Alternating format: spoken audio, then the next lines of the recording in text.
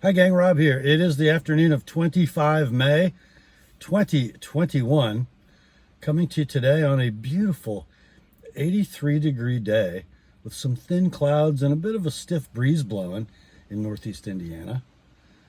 The weather kind of acts like it wants to blow up a bit of a storm, but there is no rain in the vicinity, which is good because it's Tuesday night, Taco Tuesday, bike night for Fort Wayne Vintage Cycle. So yeah, gonna be a nice evening with the boys to rehash the events of last Friday night.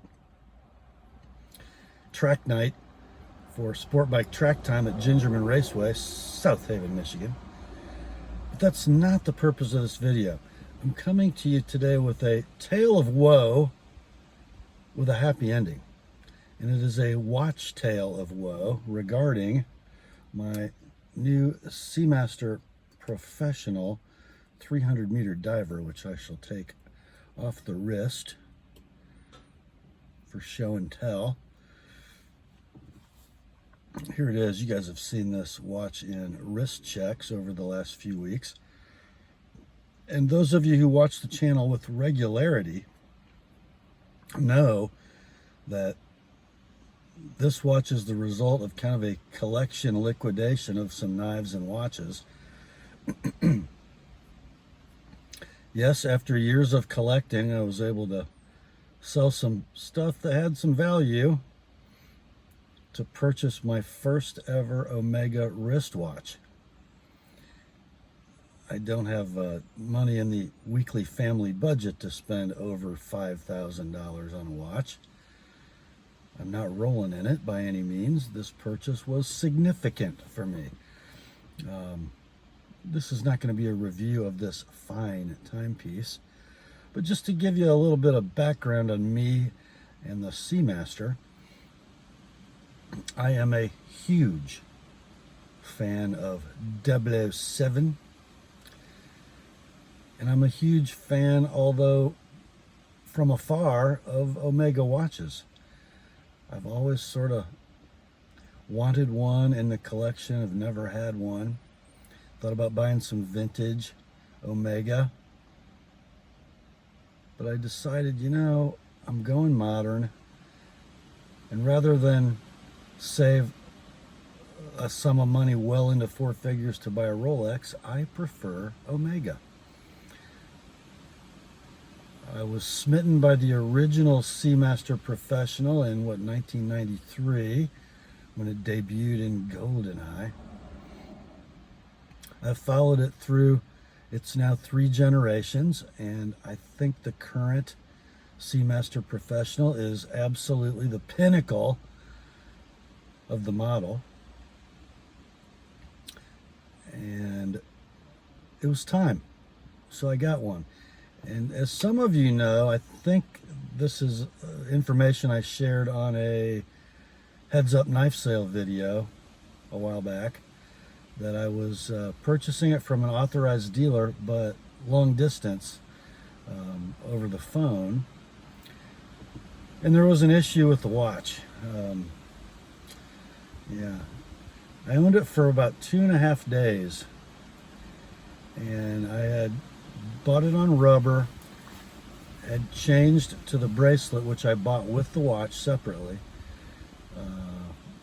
sized the bracelet, wore around the house for a couple days on bracelet, and then as planned, 2 days after it arrived, I put it back on the strap, and as I was just completing the bracelet and strap change, I was holding it under my bench light, and I noticed a glint of light from right here, the very corner of the lug, the 11 o'clock lug,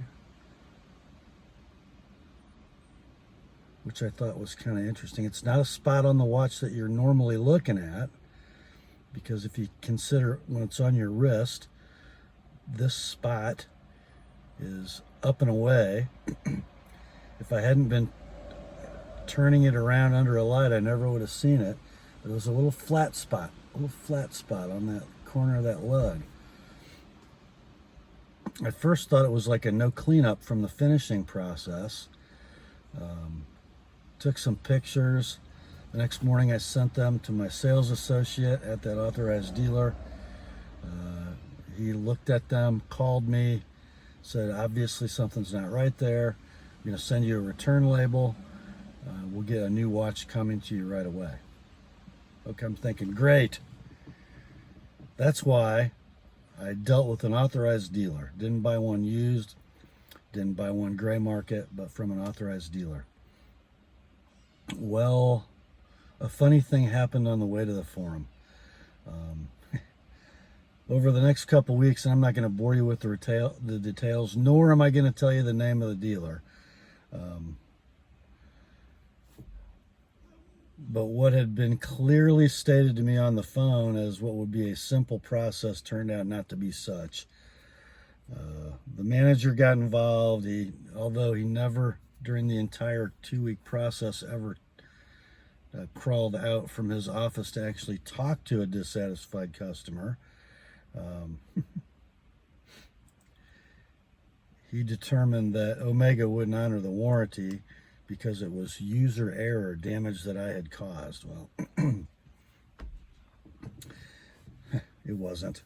The watch had never touched anything but leather, cloth, a nylon watch block, and my Burgeon spring bar tool, which had not left a scratch anywhere a tool would leave a scratch, because I always tape my lugs meticulously. Anyway, they determined that they would send it to an authorized Omega service center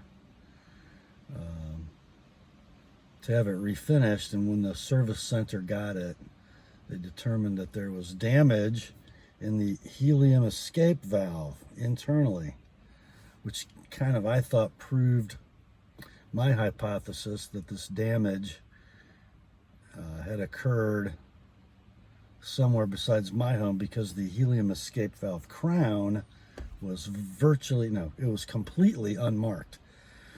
So there were damage to the threads inside the helium escape crown, damage on the adjacent lug, no damage on the bracelet, which was on the watch while I had it.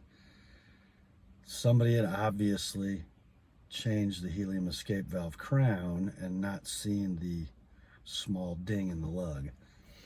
I don't know if it was a display model at the authorized dealer that had been dropped on the glass countertop. I don't know. But at some point, whether it was in Omega's hands or the dealer's hands, the damage had happened. A new crown was installed.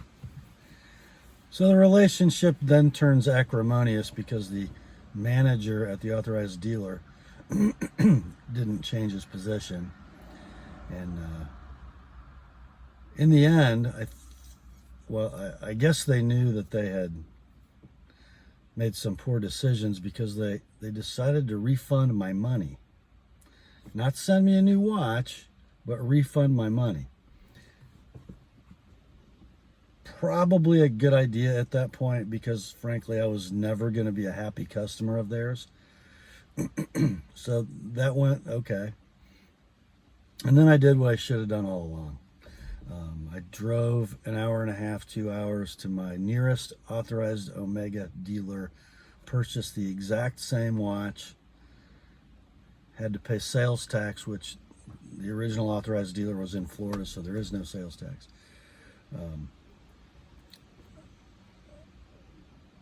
But a little bit better price. So it ended up very close. I think I ended up spending $100 more than I would have originally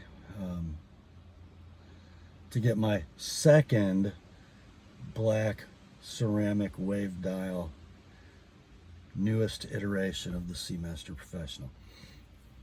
Why am I telling you all this? Well, here's why. And I know it's a fluke occurrence. And I'm not mentioning the name of the dealer, because although they mishandled the comms, so to speak, pretty badly, and somebody in that store knows more than they're telling, they didn't, I don't think, intend to send me a defective watch. But if you're going to spend $5,000 on a watch, don't sweat $100 or two for sales tax. Don't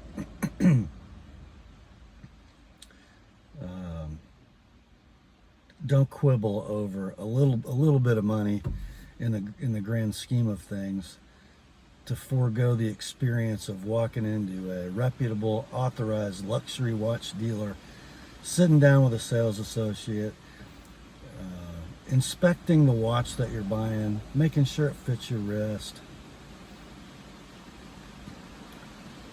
and benefiting from the experience of a brick and mortar luxury watch dealer. I should have done it that way in the beginning. I didn't. I wish I had. So you guys know how emotional purchases like this can be, because you're either a knife nut or a watch nut.